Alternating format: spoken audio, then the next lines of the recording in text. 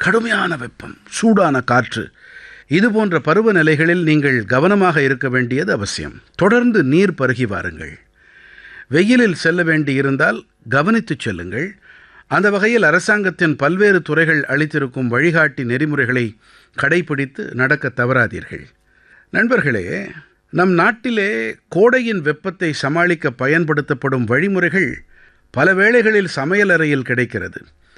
எப்போதெல்லாம் வெப்பம் அதிகரிக்கிறதோ அப்போதெல்லாம் வீட்டின் சமையலின் சுவையும் மாறிப்போகிறது, சமைக்கும் விதமும் மாறிவிடுகிறது. பானையில் தண்ணீர் இடம்பெறத் தொடங்குகிறது, தயிரின் பயன்பாடு அதிகரிக்கிறது, மாங்காய் நீரில் கொதிக்க ஆரம்பிக்கிறது, அப்புறம் என்ன, உள்நாட்டு பானம் தயாராகிறது. நம் நாட்டின் பானங்கள் பற்றி நீங்கள் நன்கு அறிந்திருப்பீர்கள். வடபாரதம் சென்றால் பல இடங்களில் ஆம் பன்னா கிடைக்கும். இதன் மாங்காய் சுவையோடு கூடவே வெப்பத்திலிருந்தும் விடுப்பு கிடைக்கிறது.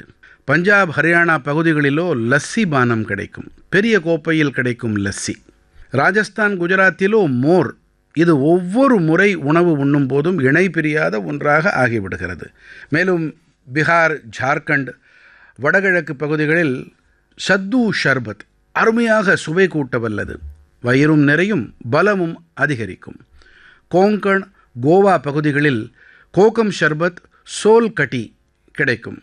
தென் பாரதத்தில் பானகம், நீர்மோர், சம்பாரம் போன்றவையும், ஒடிஷாவிலே பேல்பனா கிடைக்கும். இது வெறும் பானமல்ல, பாரதத்தின் பல்வேறு பகுதிகளின் பாரம்பரியத்தின் அங்கம். மேலும் இதிலே ஒரே பாரதம், உன்னத பாரதம் என்பதன் பிரதிபலிப்பு காணப்படும். இன்னும் ஒரு விஷயத்தை நீங்கள் கண்டிப்பாக நினைவில் கொள்ளுங்கள்.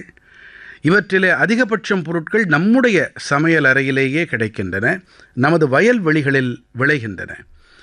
எந்த ஒரு பெரிய பிராண்டிங் எல்லாம் கிடையாது, ஆனால் தலைமுறைகளாக கிடைத்த அனுபவம் அவற்றிலே கலந்திருக்கிறது.